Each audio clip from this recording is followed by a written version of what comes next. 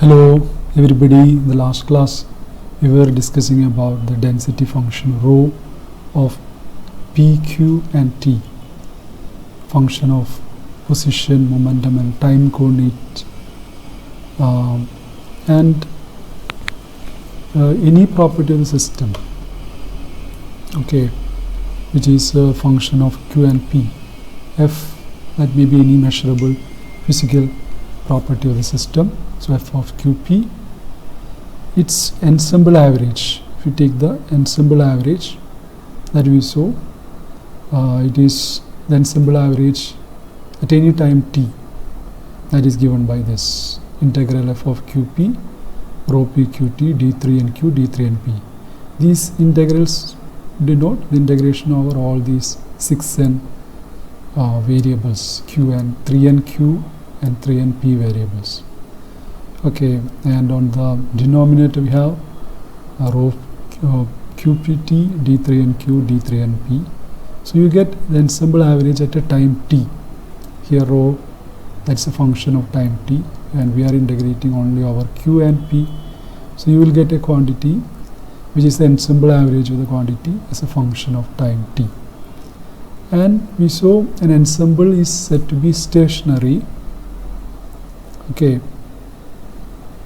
if for all time at each point q and p of the phase space, the phase space density is time independent. That is, the partial derivative of rho with respect to t is equal to 0. We know rho is a function of p, q and t. So the partial derivative of rho with respect to t equal to 0. That means p and q are fixed. Okay, keeping p and q fixed, if we take the partial derivative of rho with respect to t, and if it is equal to 0, that is rho does not explicitly depend on time. What that means is the ensemble is stationary, and if rho does not have an explicit dependence on time, what will happen is this will be independent of time. Rho does not depend on time, dou rho by dou t equal to 0. So this will be independent of time. So at any time t you take the ensemble average, you will get the same value. Okay, at all times you will be getting the same value, independent of the time. Okay, and we say the system is in equilibrium. Okay, so the system is in equilibrium. So for equilibrium state, if a system is in equilibrium, we know dou rho by dou t, that will be equal to 0. Okay, so when a system is in equilibrium, dou rho by dou t is equal to 0, where rho and q are fixed. So this is the first property of the phase space density, or the density function rho. So when a system is in equilibrium, all the measurable quantities of the system will give the same value at all times. It will be independent of time. What that means is rho is not an explicit function of time, or rho does not depend on time. Okay, so that represents a system in equilibrium. So a system in equilibrium, dou rho by dou t, where p and q are fixed, is equal to 0. So this is the first property of the density function. Now we see the second property of the density function, which is actually the Liouville's theorem. Okay, so let's see what is Liouville's theorem. So Liouville's theorem, that is the second property of the density function, namely what it is, what the Liouville's theorem is. If we move with a representative point or phase space point, as it evolves under the Hamiltonian, okay, as it evolves under the Hamiltonian, we know because of the Hamiltonian, qi dot, we know that is equal to dou h by dou pi, pi dot is equal to minus dou h by dou qi. So due to that, pi and qi are continuously changing. Okay, so we say the representative point or the phase point evolves under the Hamiltonian. Okay, so that we saw in the last class, the phase space actually, so in the phase space the representative point actually moves through a trajectory. Okay, now as it evolves under the Hamiltonian, the phase space density, okay, the phase space density of the surrounding neighborhood, okay, the surrounding the neighborhood of that phase point, the density is a constant. So as the phase point moves through the phase space, the density of the phase points around it, that will remain fixed.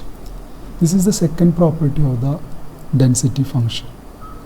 Okay, so in other words, density of representative points in the vicinity of a given representative point traveling through the phase space as it evolves due to the Hamiltonian, that is a constant. Okay, the thing is, suppose that this is a 6n dimensional space, Q, this is 3n dimensional, P, this is 3n dimensional, so we have a 6n dimensional space. Now suppose we have a representative point here, and these are the representative points in the vicinity or in the neighborhood of this representative point. Now as this representative point moves through the phase space, as it evolves, as it travels through the phase space, the density of the phase points around it, okay, the density of the phase point around it, that will be same, that will be constant.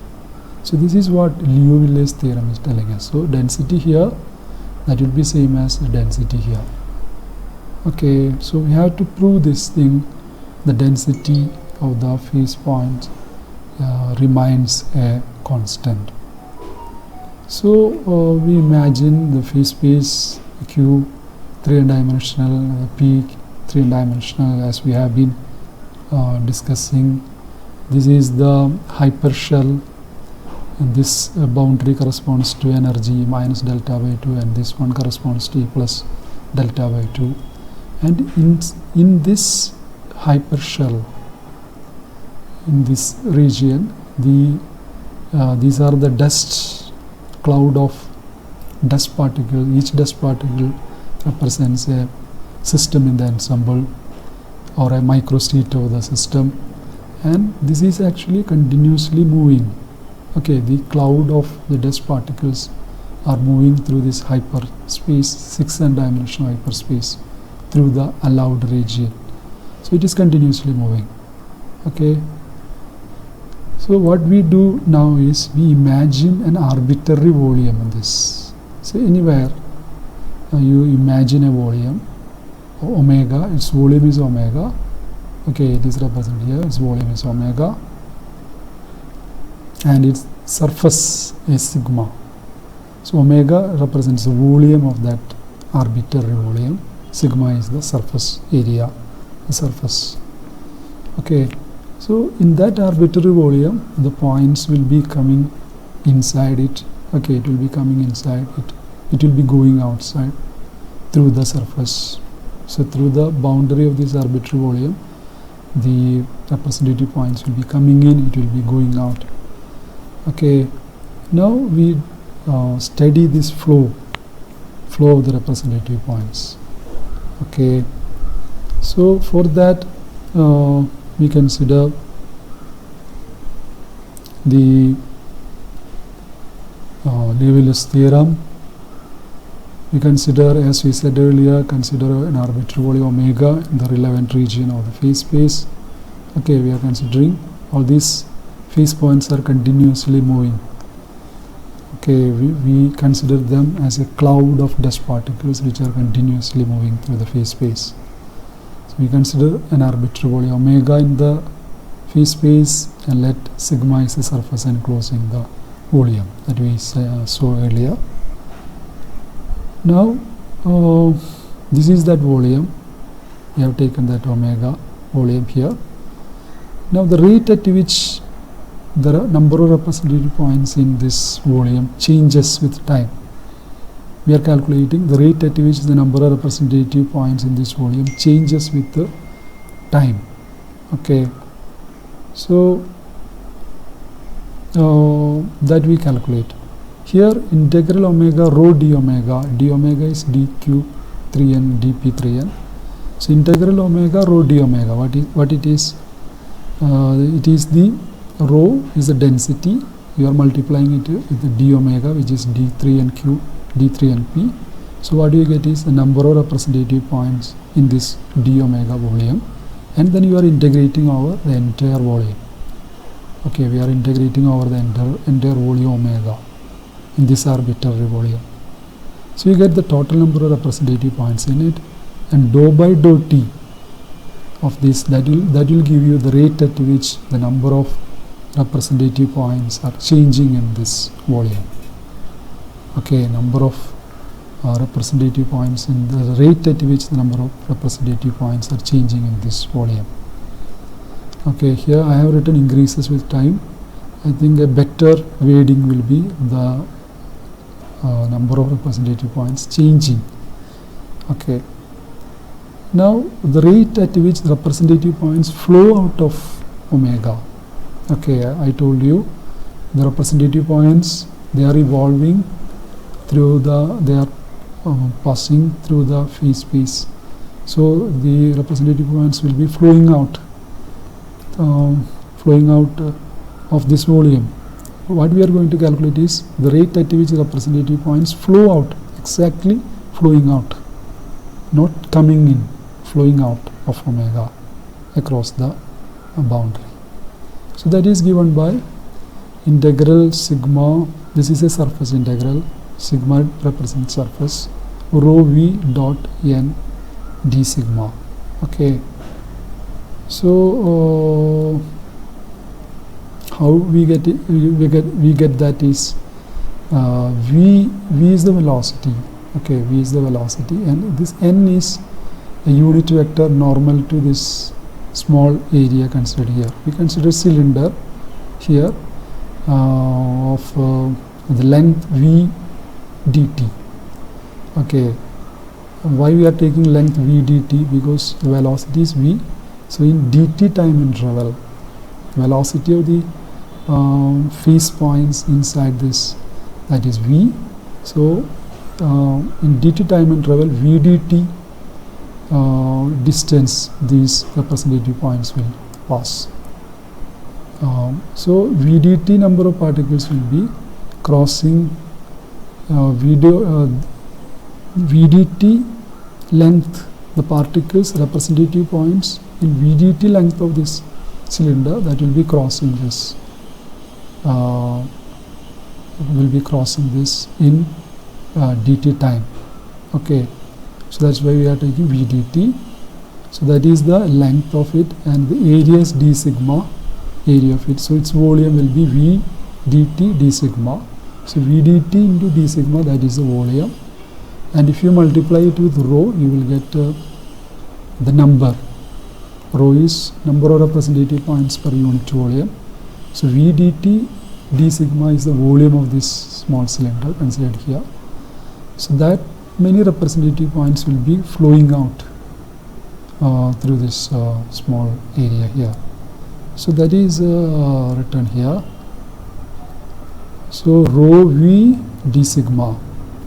Okay, rho v d sigma dt, and n unit vector is there. We are taking dot product with the unit vector. That is to get how many particles are crossing normal to this. Okay, the velocity of the representative points, that may be in some direction. What we want to know is how many particles are crossing this d sigma normal to this area d sigma here. So we have this rho v dot n d sigma dt, and what we need is rate. So we divide this by dt. So what we get, rho v dot n d sigma. Okay, then we want the representative, the net rate at which the representative points flow out of omega across the whole boundary surface, not through d sigma alone, but through sigma, the entire boundary enclosing the volume omega. So we have this integral sigma rho v dot n d sigma. So this is the rate because we have divided this thing with the time dt. So the net rate at which the representative points flow out of omega across the boundary, that is given by this. Okay, so V is the velocity vector, and n is the outward unit vector normal to the element d sigma. So now we are applying the divergence theorem. Here we have a surface integral sigma rho v dot n d sigma, that will be equal to what? By divergence, Gauss divergence theorem, you can convert this into volume integral. So, okay, the corresponding volume, this sigma is enclosing this volume omega, so integral omega del dot rho v d omega. So instead of the surface integral, we have this volume integral. Okay, del dot rho v d omega. So this is the what is it? The net rate at which the representative points flow out of omega. Okay. Now, if there are no sources or sinks in the phase space, source or sink, we know source means a point from which the representative points simply come out. The representative points are generated.